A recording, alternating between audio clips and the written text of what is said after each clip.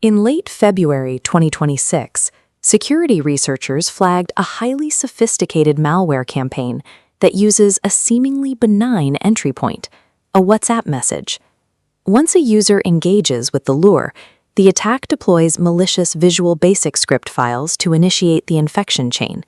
But instead of downloading custom compiled malware to attack the host, this threat relies entirely on living off the land techniques. It weaponizes the operating system's own tools against itself.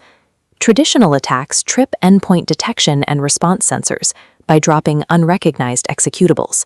This campaign generates an almost invisible telemetry footprint by hiding within normal system activity. To understand exactly how it subverts local telemetry, we need to trace the execution path of that initial VBS payload. This architectural diagram of Windows separates standard user space at the bottom from elevated administrative space at the top. This script's goal is to cross that barrier and gain administrative rights without triggering alarms. It does this by weaponizing native components to bypass the partition.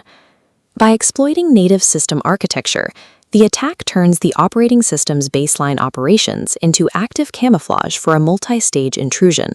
The process starts in standard user space. When the VBS script first executes, it operates entirely within restricted privileges. Its immediate action is file system manipulation. The script creates hidden folders specifically tucked away in the C program data directory. The script then executes a binary renaming strategy designed to systematically evade baseline process monitoring. This diagram shows the exact masking process. The payload copies the native Windows utility curl.exe and renames it to netapi.dll. It repeats this process with a second tool, copying bitsadmin.exe and renaming it to sc.exe. Because these renamed files are functionally identical to their original versions, they retain their valid cryptographic signatures. The script executes them to initiate outbound network connections. This map tracks those network requests. The renamed binaries route traffic directly to highly reputable cloud infrastructure, AWS S3, Tencent Crowd, and Backblaze B2. Routing traffic through these specific domains allows the malware to slip past standard network-level blocking and IP reputation filters.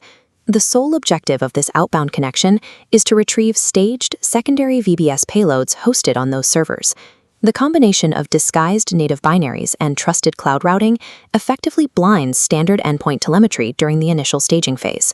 With the secondary payloads safely on the host, the operation shifts its focus entirely to privilege escalation. This state-machine flowchart details the core mechanism they use, an asynchronous tampering loop designed to brute force user account control. The loop begins when the payload attempts to spawn cmd.exe with elevated privileges. The system responds exactly as it should. The UAC check fails, or the operating system forcibly terminates the process. The payload executes a fallback sequence, modifying specific registry entries under the HKLM software Microsoft Win path. Targeting this specific registry path embeds a persistence mechanism that survives reboots, systematically weakening the local defense architecture. The script then triggers a retry command, immediately executing another elevated execution attempt. This cycle runs continuously and rapidly in the background, requiring zero user interaction. The logic loop only has two terminal states. It ceases when the host system forces a hard kill, or when UAC elevation finally succeeds. This relentless, automated manipulation of the registry eventually transforms a simple user space script into a completely silent administrative breach. The system enters a compromise state. The UAC barrier is broken, and an elevated administrative context is secured. The attacker immediately puts this access to use to bypass standard application installation warnings. This process tree shows what happens next.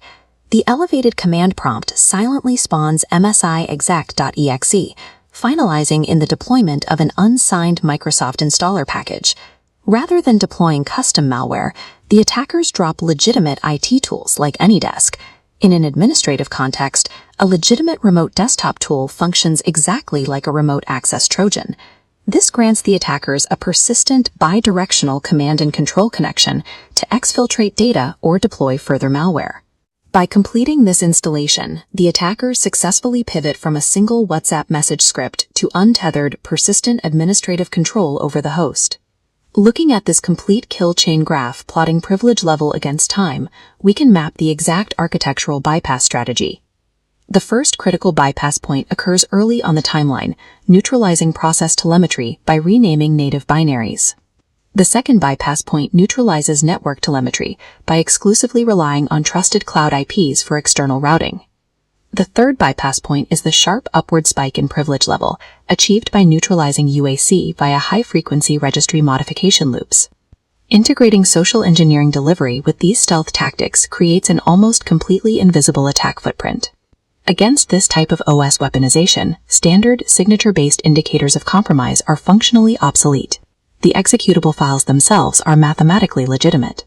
Combating this requires a specific defensive posture, rigorous behavioral monitoring. Defenders must track anomalous process lineage to catch unauthorized binary renaming events the exact moment a file copies itself. Networks must audit high-frequency registry modifications, specifically looking for loops targeting the HKLM path and core UAC mechanics. Securing networks against advanced VBS hijacks requires defending the fundamental logic and behavior of the operating system, rather than simply scanning for known malicious files.